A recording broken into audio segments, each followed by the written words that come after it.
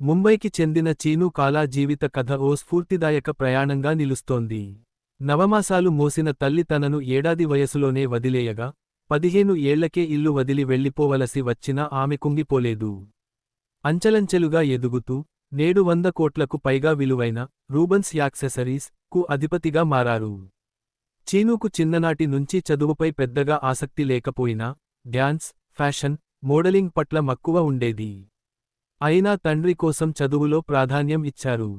కానీ 15 ఏళ్ల వయసులో తండ్రితో గొడవ కావడంతో, కేవలం 300 రూపాయలతో ఇంటిని వదిలి వెళ్లిపోయారు.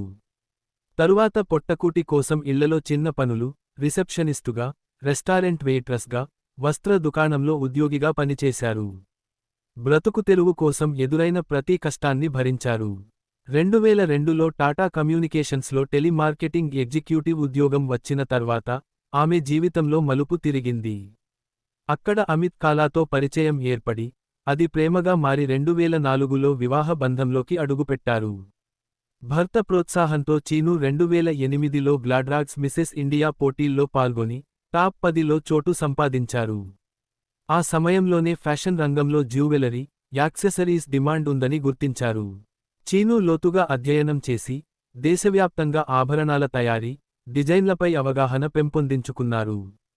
2014లో బెంగళూరులో కేవలం 3 లక్షల రూపాయలతో రూబన్స్ యాక్సెసరీస్ అనే స్టోర్ను ప్రారంభించారు. 4 ఏళ్లలోనే బెంగళూరు, హైదరాబాద్, కొచ్చిల్లో 5 స్టోర్ల వరకు విస్తరించారు.